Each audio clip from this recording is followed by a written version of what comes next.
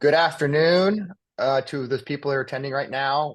We're going to start our webinar with Hunter here in a bit once people stop rolling in. So we'll probably hang out for another 30 seconds to a minute, and then we'll get rolling.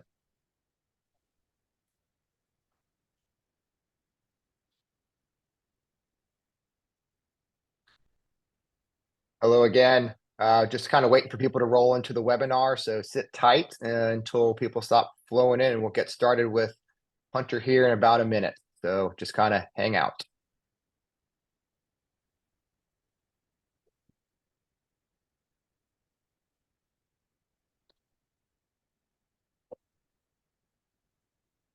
All right. Looks like people have stopped rolling in.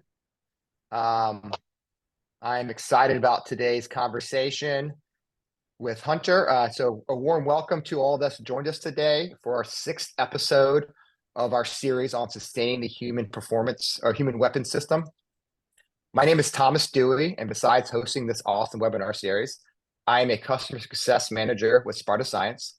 Prior to joining Sparta Science, I worked as an athlete trainer, strength coach, and researcher within the Department of Defense for 14 years. I'm excited to introduce today's guest, Hunter Treuchet, sorry. Hunter has over 15 years of experience as a human performance practitioner. Over the past 15 years, Hunter has worked as a strength coach and program director in both the tactical and collegiate athletic settings, with notable positions with U.S.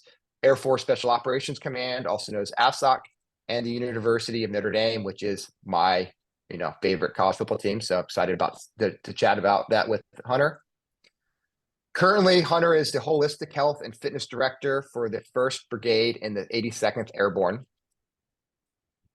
The U.S. Army began implementing the Holistic Health and Fitness Program, also known as H2F, in late 2020.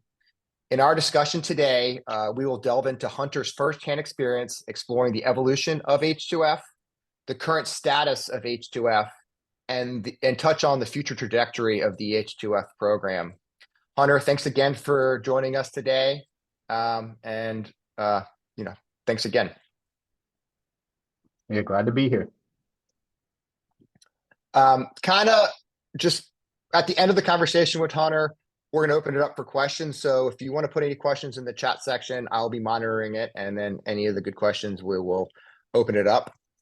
With H2F being a newer program and maybe less people understanding kind of the foundations of H2F, I wanted to read the introduction in the Holistic Health and Fitness Handbook. CIMT created this handbook. It's a great resource for any of those who are looking to get into working with H2F or understand have a better idea about H2F. But let me read this introduction. The Holistic Health and Fitness System is the Army's primary investment in soldier readiness and lethality. It seeks to optimize physical and non-physical performance, reduce injury rates, and improve rehabilitation after injury, ultimately increasing the overall readiness of the Army. The system empowers and equips soldiers to take charge of their health, fitness, and well-being to optimize individual performance while preventing injury and disease. H2F is an enterprise-wide readiness system that combines all aspects of physical and non-physical human performance optimization under a single governance structure and enables the commanders to improve soldier health and fitness. This system encompasses 5 domains: mental readiness, sleep readiness, nutritional readiness, spiritual readiness, and physical readiness. And that is, those 5 domains are huge in each one of them. And Hunter himself manages or directs the team that each of those practitioners. So Hunter, it's a huge initiative that the Army is kind of kicking off here.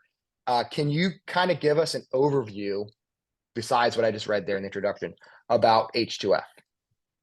Yeah, absolutely. And I'd be remiss if I didn't start with, Thor 3 and the Army's first initiative with USASOC, and a large amount of H2F is modeled off that and its success. So we've been very lucky to piggyback what Thor 3, what POTF has done across the SOCOM enterprise.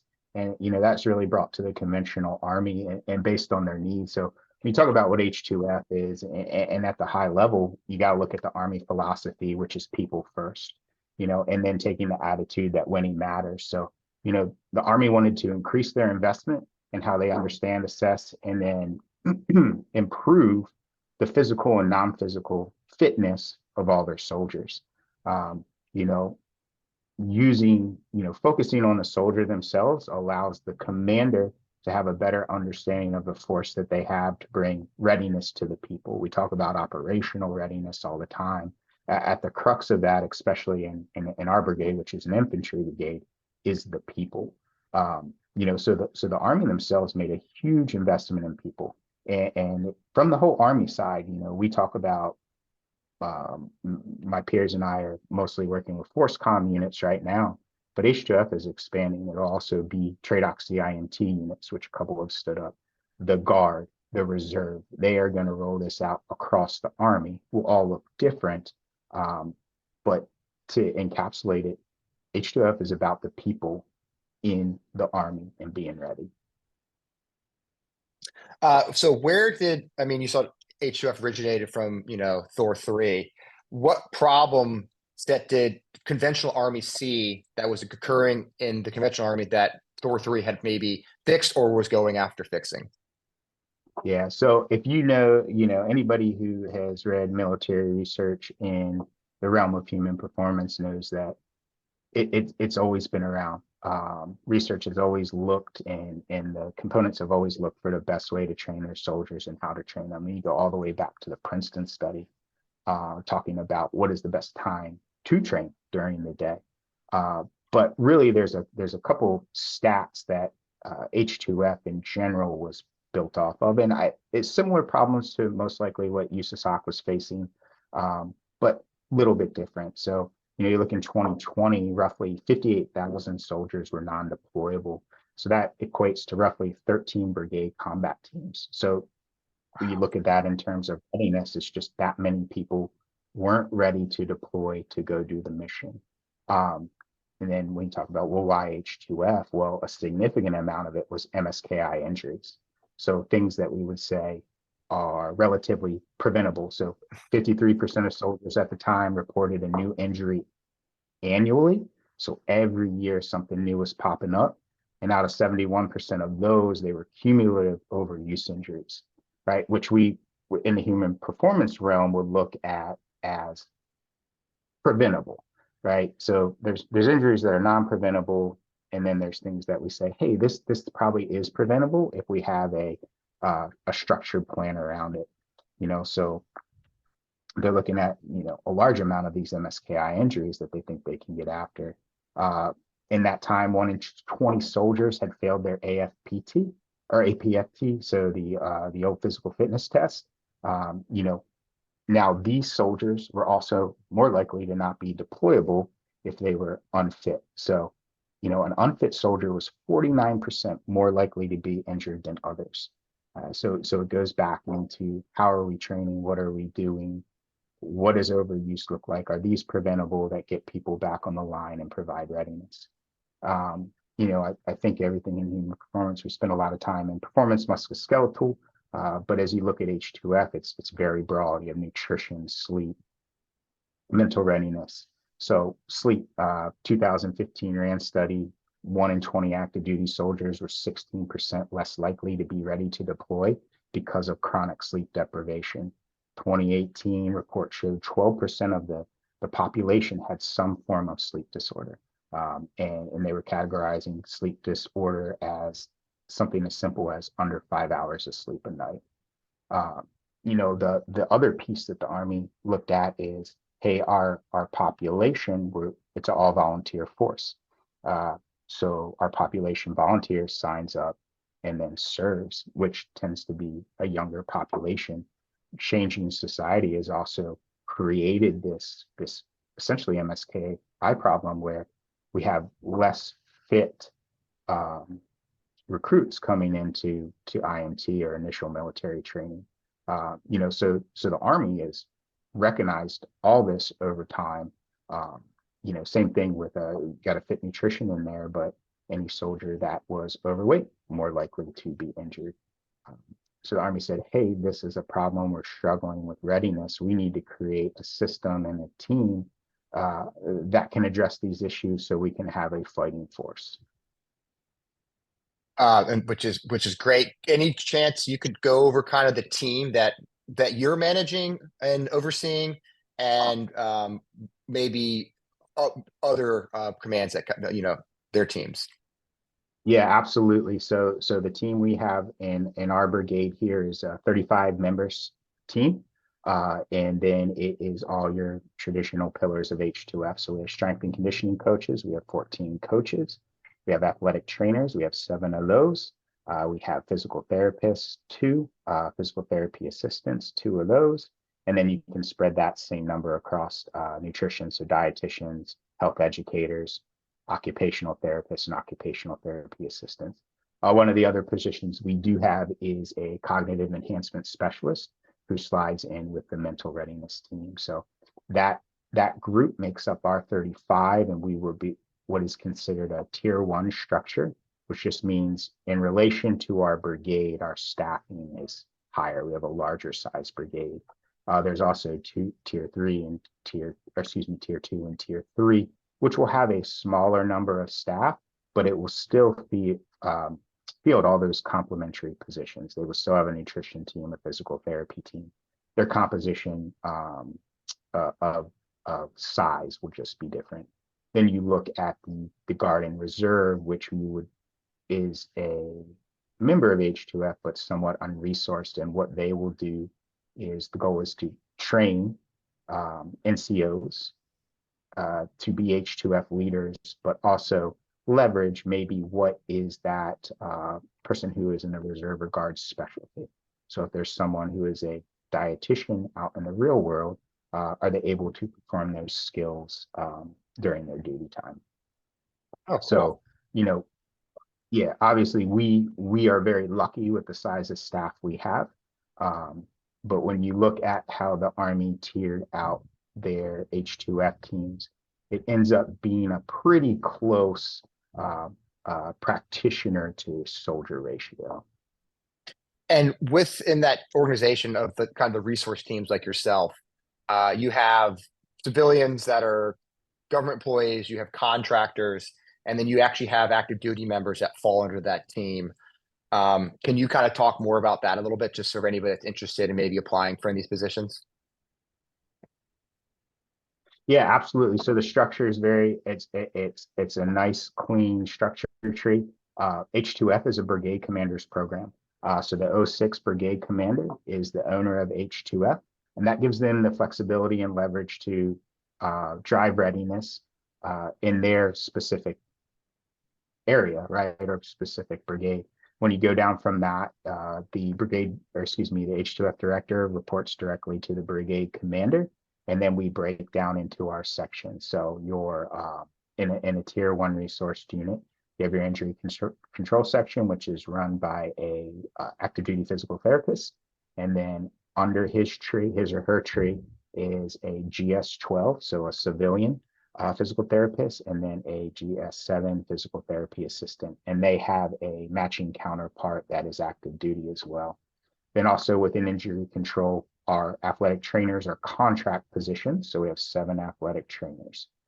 Move over to the strength and conditioning pillar. As there is no green suit equivalent, if you will, or military equivalent, that section is all contract. So it's 14 strength and conditioning coaches. There is 1 lead. So the lead acts as the pillar lead in the absence of a military entity. And then obviously, that will float up to the director for any government decisions. You have your mental readiness team. Active duty occupational therapist runs that pillar, but you also have a GS-12 occupational therapist and a GS-12 occupational therapy assistant. They're comparative green suit positions. And then you have the contract cognitive enhancement specialist, also generally known as sports psych.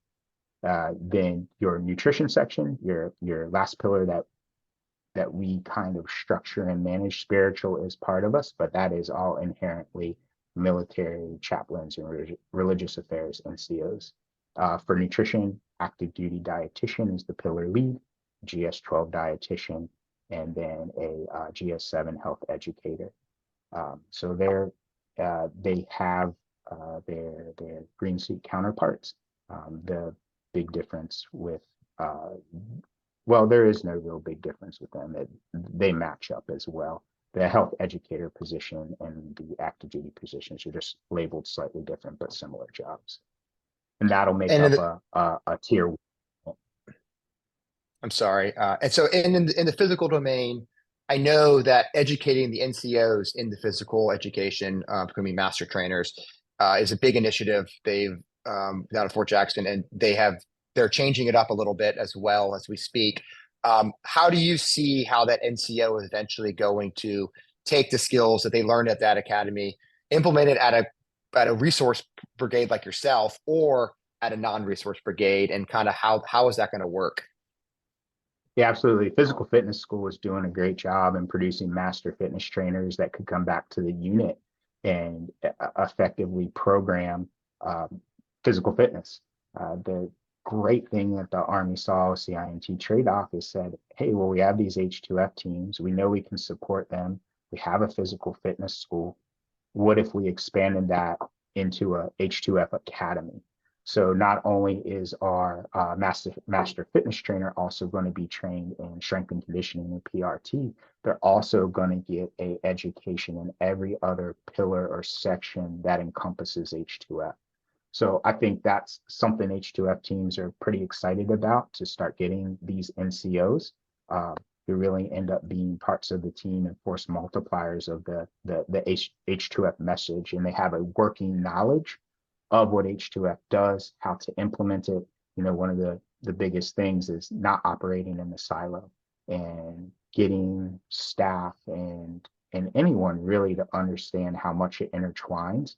And you're constantly, you know, you may come in for a PT plan, but I guarantee you're going to end up seeing our dietitian and talking with injury control, you know, in that stop by you saw just to get a PT plan. So getting our NCOs educated who for all intents and purposes run the day-to-day in the Army, it is huge. And I think that's going to be one of the biggest successes that H2F has in the long term. And once again, CMT Trade Off has done a great job to start to set this up and make that a career-long education journey for the NCOs that are interested. You know, so you're going to go from a base level layer of knowledge to intermediate to, by the time you end your Army career, if you stay interested and focused on H2F, you will be an expert at it, no doubt. Yeah, that's so cool. You know, that they're building that into their career path, because that's really where you know, that buy-in's going to be. You know, like we kind of were talking offline about how we both were, you know, worked in SOCOM and worked in special operations, and kind of how we saw that trend from the early 2000s when SOCOM, when POTUF was first kicked off, to what it was now, and how much that change in culture was kind of driven by those junior officers that who grew up with POTUF, and those junior enlisted, same thing. And this is kind of that same kind of model. Those NCOs are going to be, you know, creating that culture, creating that change that really can look back in, you know, 10, 15 years and like, oh my gosh, we really have done created a huge, you know, a huge, we addressed a gap that was within the Army. So what do you feel would be like the end state of H2F is? I mean, I don't think it's ever going to end, but like, how do you see this transitioning in 10 years from now?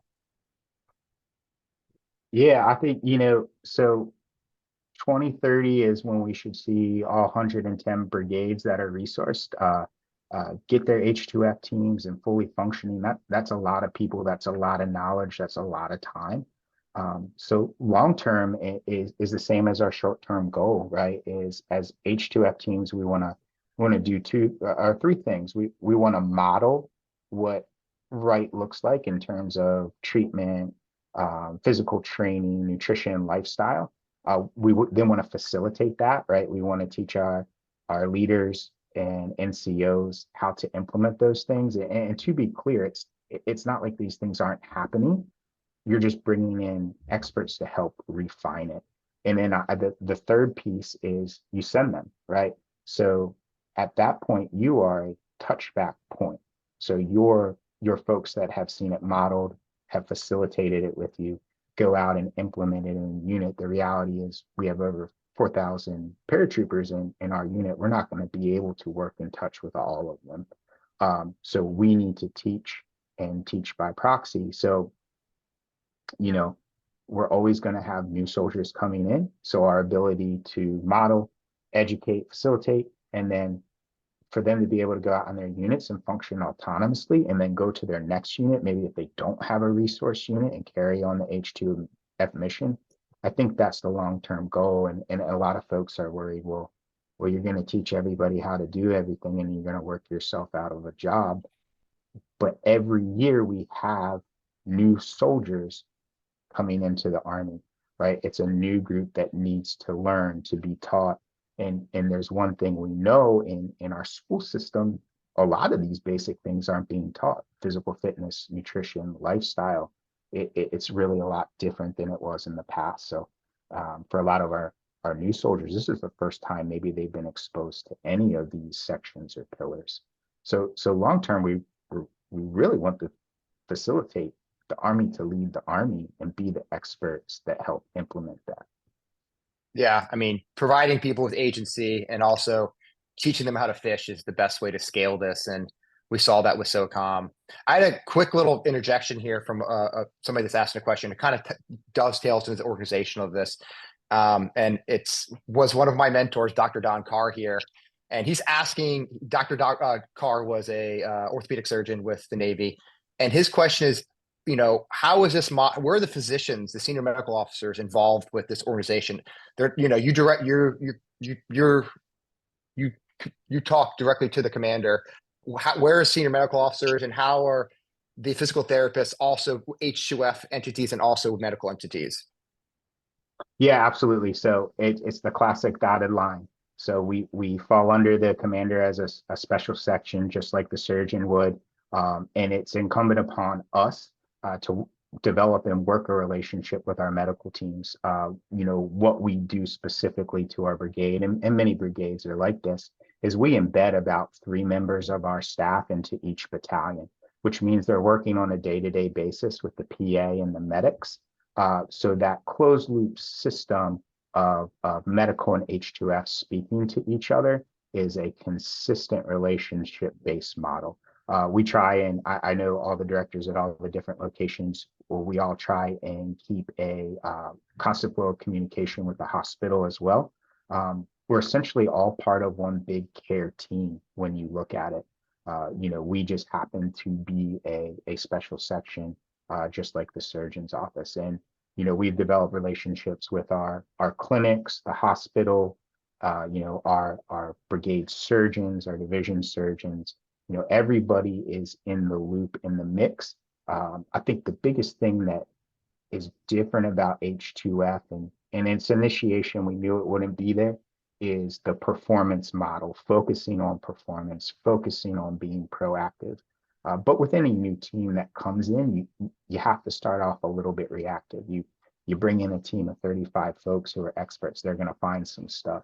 They're going to react and take care of some of the pre-existing injuries or situations that are going on. But I think across the board, I think I can confidently speak for 30 some H2F teams out there, but that just developed relationship with medical has been great, and it's really sped up our ability to help treat those soldiers and then get the soldiers that need higher level medical care to the right people a little bit faster. When we do a AM sick call, musculoskeletal sick call in the morning, we triage out a lot of people that wouldn't need to go to higher level care. We can keep them with our athletic trainers or strength and conditioning coaches down at the brigade level, and then open up the aperture of our physical therapists, our surgeons, our PAs for that higher level care that's needed. So structurally, we're different, but we're the same. No, I that's great that you guys are creating those relationships. And I think it took forever for the SOCOM entities to build the relationships with those like military training facilities, like the hospitals. because we were so small. So you're like, oh, I work with whoever. And they're like, what's an athletic trainer? What are you doing? Why are you telling me what's going on with this patient? But H2F is Army wide. It's a huge thing. So it's great that there's relationships are being built, and it's going to make everyone better, from the strength coach and athletic trainer also up to the physician, because we can only know so much. Even though physicians know a lot, they may not be as versed in MSKI as the athletic trainer, or the athletic trainer is not as versed about certain medical conditions. So it's great that you guys are building those relationships now. Dakar, thanks for that great question there. Kind of talking about how this is all kind of going together. How is this being funded? Is it funded at the brigade level? Is it funded at the division level? Where's the money coming from? And is it up to the 06 how he or she wants to spend that money? Yeah, so Tradox CIMT is the proponent of H2F. So they are funding the most portion of it, from the contracts to the civilian positions, and then the laydown of the structure of H2F, and providing support, some equipment sets, initial equipment sets, and items that teams need to get started. Once that's been established, it is handed over to, if you're an operational unit, Force Com, and then down to the brigade. So our day-to-day needs mainly come from the brigade, and then whatever upper echelon you are attached to, so division, corps, and then up to Force Com, all contribute to build, maintain, and then as we get into sustain. There's still no formal budget, but most things are, commanders' discretionary funds, and they support H2F. So we've been able to build our programs and move along, which you would expect out of any initial program stand up. You're not exactly sure what you need to build, what you need to maintain, and then what you need to sustain. But it's for us on the operational side, it's a joint venture between both TRADOC and ForceCom. Somebody kind of asked a question, kind of talking about this. When it comes to the variability of the 06 that you're working with, some could be 100% supportive. They're going to find you a space to build a performance center. They're going to find space for physical therapy. And then there may be ones that either they're not resourced well, or they think people should kind of continue with just running sit-ups and push-ups. How is, and you're only at your entity, so you only know that this command, but how is that being managed across the force, the variability of the 06s of how they're implementing H2F? Yeah, I think for the most part, I mean, I personally haven't run across a brigade commander that is an H2F positive. I think what it comes down to is what their footprint looks like, what buildings they have in their footprint, and then what level of priority they have to place H2F in. Not every footprint will look the same. Not every installation will look the same. So you see you see it very varied. Some installations have been able to use DPW and the installation commander to help them secure some buildings. You go to other locations and that brigade commander says, hey, I have a facility that's being underused, that I can make into a temporary H2F facility while we wait for our soldier performance readiness system, or performance centers to come online. In the larger H2F construct. So the 06s, I really think, and the divisions and corps are really doing their best to work to get everyone a temporary facility as these MILCOM projects start to develop, potentially get funded and move forward. I think any place where that maybe it is a lower prioritization, there's usually an upper echelon that's helping to work through that and help that brigade get what they need. And I got to give credit to every director that's out there that is in an unideal situation. They're making it work, and the brigade and the battalions they're with they find them space. It may not be perfect, maybe outside, but they're dedicating H2F space, which just going into year 3 is pretty impressive in my opinion. Yeah, it really is. That's speaking just kind of as an athlete trainer strength coach, we're really good at making do with what we have and making it the best. So it's cool that, we're out there fighting that fight. When it comes to the funding line, there's going to eventually need to be ROI, return on investment here for Congress to keep funding this. This has been issues that the SOCOM entities have to deal with. Funding's been cut because we're not showing utilization or whatever it is. What does success look like for H2F at that level of like what Congress is like? Okay, they're doing well. We're going to continue to fund this. Yeah, so I think there's a couple things. Unfortunately, I don't have the data in front of me, but there's a great Army Times article right about the end of April. Was right after the H2F summit at up at CIMT TRADOC, but it talked about the impact of resource units versus like non-resourced units, and there was significant initial ROIs. 58% decrease in injury, 33% increase in sense of belonging in the unit. All these things that you can attribute to H2F and the other support services that come along with base. We work with R2, we work with the UMT, we work with the AWC, the MWR. We don't sit in our silo. We make sure we can get a soldier to whatever support system they need, even if it's dual hatted with us. But CIMT TRADOC, to answer the question, has 16 metrics that they collect through passive systems of record, and that is the official stance on ROI. Anything from ACFT scores to reenlistment. So it's a host of different varied factors to kind of cover this holistic approach. What we've started doing in the units, both the TRADOC units that are resourced and the ForceCom units that are resourced, we said, what matters to us? What are we doing? How are we making an impact? So as we look at ROIs, obviously we'll look at those traditional ones. Are we decreasing long-term profiles? It's already short-term profiles go up, but are we decreasing long-term? Do we have less medical boards? Are there less, is there more readiness? Are there more soldiers available to the commander? Do we have less people in the body composition program? We get into the mental readiness realm and we talk about lethality and the connection of H2F to that.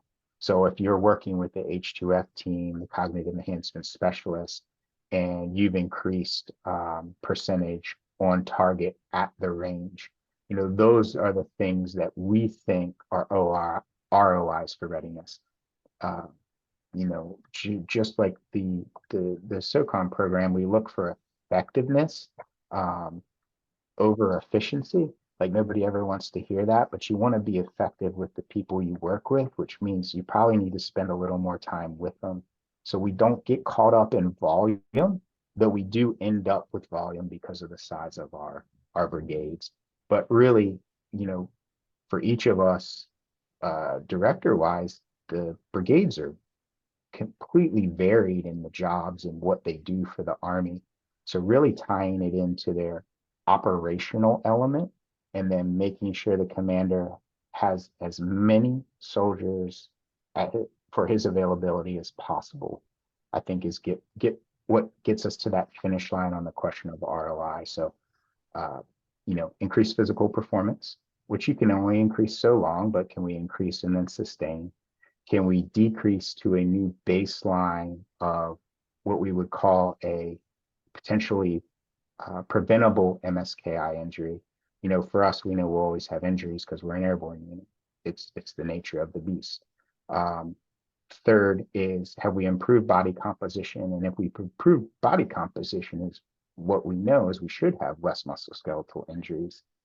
And then, the cognitive enhancement piece or the mental readiness piece, have we sharpened the mind just like we have the body? And has that helped everything else that the soldier is learning to be more lethal?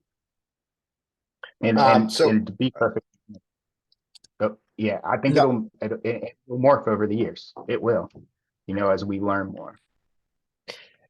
And that data strategy, data management strategy at CMIT or CIMT, and then at the brigade level, is there a universal data collection like source that's holding that data that you're looking at, or are you pushing, you're creating the story for your commander to see how metrics you're dealing with, and then other metrics are being pushed up, or how is that being kind of handled within these units? Yeah, it's a combination of both. Both. A lot of us at the brigade level, it's a brigade commander's program, so we talk about his or her vision and guidance, what they think is impactful, and then we'll go out and work and collect that, and we'll store those in our local systems, and we'll report those to our brigade commander. Those of us who are under division that have like brigade, so 82nd is a good example. The multiple PIRs in the division, we're going to have similar metric collection at the division level. So there's some things that division wants to see, and we'll store that in that system. Now, some of those will stay independent to us because it is the specialty things we look at, but some of the larger information will be fed up. So for example, ACFT score, right? So if it's in a system of record, CIMT, TRADOC is able to pull that, and that's part of their standardization goal is, what are the Army processes? What can we pull from that to make decisions on moving forward, ROI, reporting, etc. And then they've given us the leverage to go down into our brigade level and get the commanders the things that matter to them.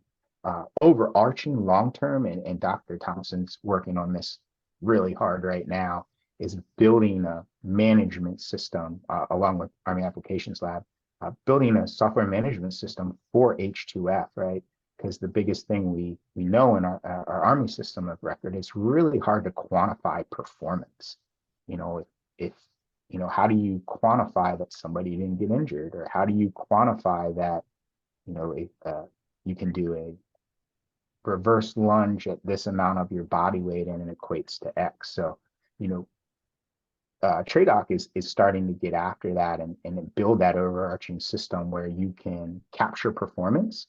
We have the leverage and ability to dial it down to our brigade, but also capture those Army systems of record. There's a reason there's an ACFT. There's a reason there's a body comp program. So using those things as well to paint this picture of what H2F is and how it's impacting the force. Yeah, that data piece, you guys H2F is doing a much better job than SOCOM did when they first kind of rolled off POTF, because it just was, they were getting money and they weren't doing anything. And I think it's biased because I've known Dr. Andrew Thompson since he was undergraduate at ODU, but that was a huge hire by the Army to get him to come on board, because his brain power and be able to deal with complex problems is going to be great. And he's going to be able to show some ROI. And a lot of times it's that there's that seen cost that we all can see, MSKI, but how do you measure that unseen cost that happens there with those relationships that the strength coaches and the athletic trainers, physical therapists, dietitians are all making, and how that cultural change, as you and I were talking offline earlier today, has changed. And that's those soft skills are the hard data points to present to Congress, because the people in the trenches know we're doing well and we're doing things. But sometimes it's hard to show that those soft data points up to the people that are paying the bills. Yeah, and that's where we've really been able to stand on the shoulders of all the human performance teams in SOCOM that have went through that for the first 12 years and figured out what was important, what wasn't important, and we've been able to accelerate. While we do have our struggles, I'm always amazed when I walk in and take a second to think how far we are in year 3.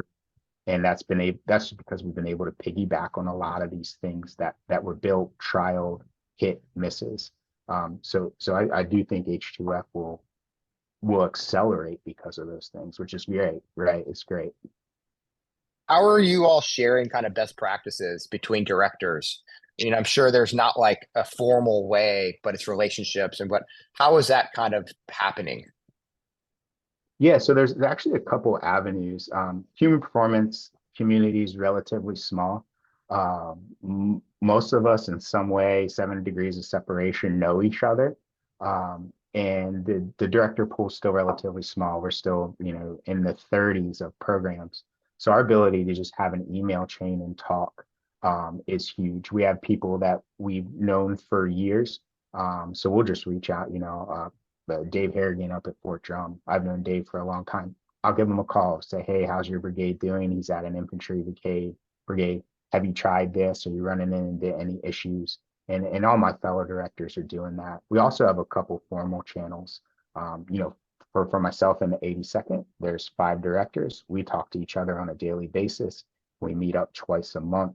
We have TCONs. Then at the core level, we have a TCON weekly where all the directors are on. We're talking best practices, requirements, things of that nature. And then twice to once a month, we also have a ForceCom directors meeting, in addition to occasional CIMT trade-out meetings. So there's a lot of force function meetings, which are great, gets everybody on the line at the same time. But I think a lot of our success in moving through brick walls around or over them is because we're able to call other directors and talk to them and say, hey, have you tried this? When you did this, what happened? A lot of our issues are installation dependent.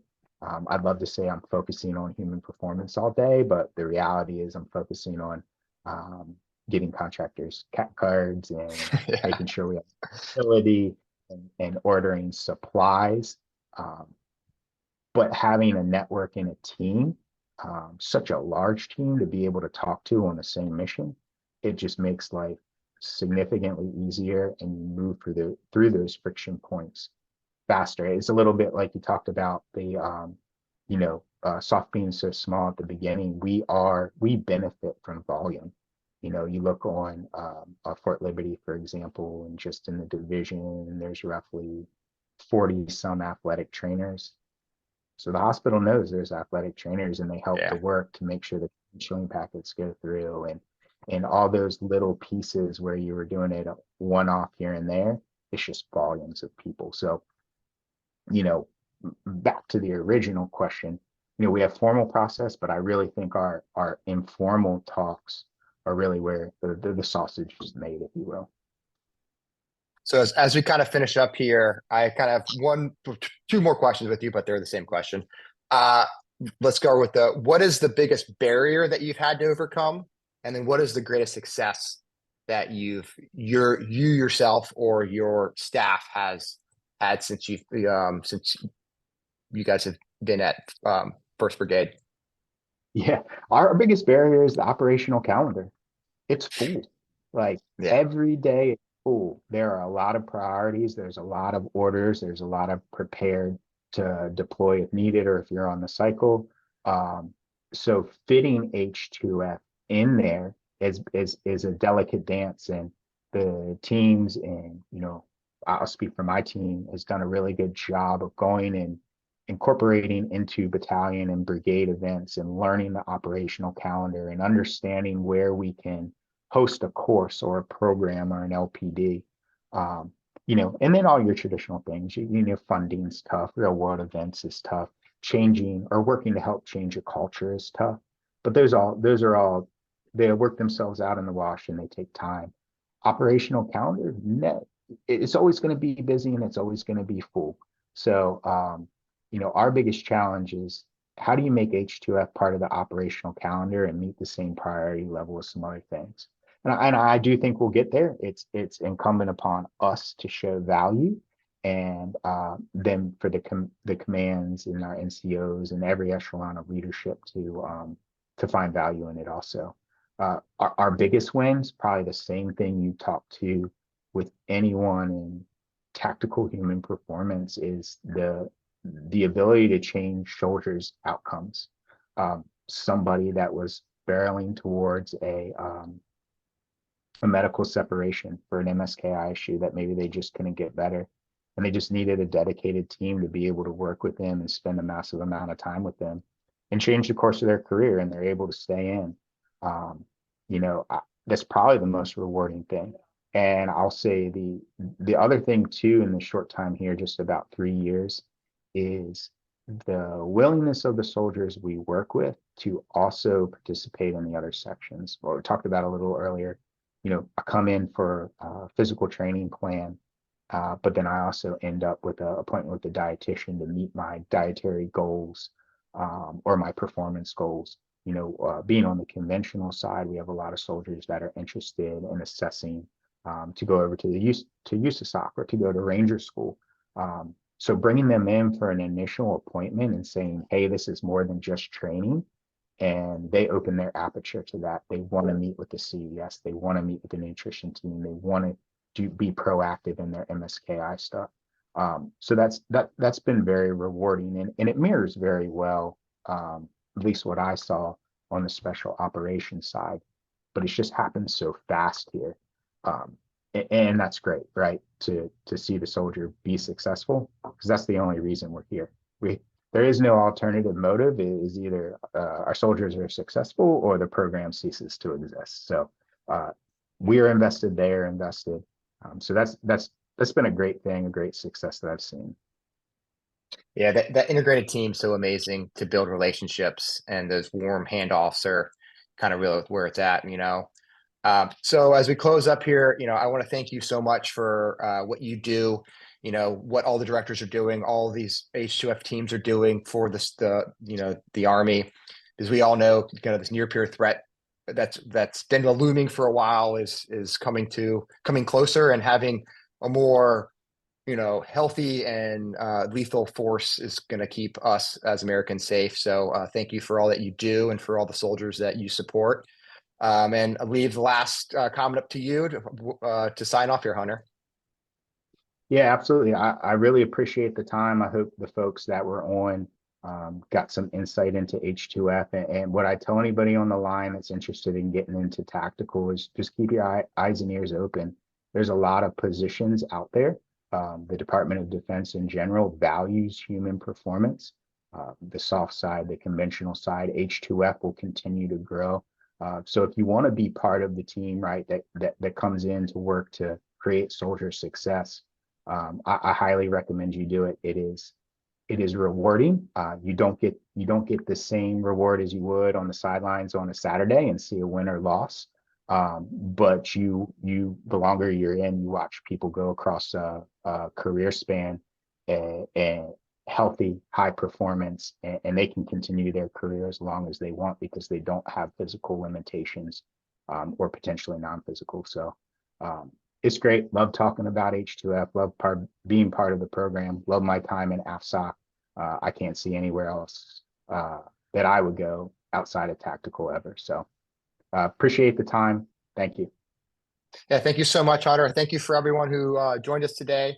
And be a lookout for our 7th episode whenever that webinar series pops. Thank you so much, and have a great afternoon or evening. Bye.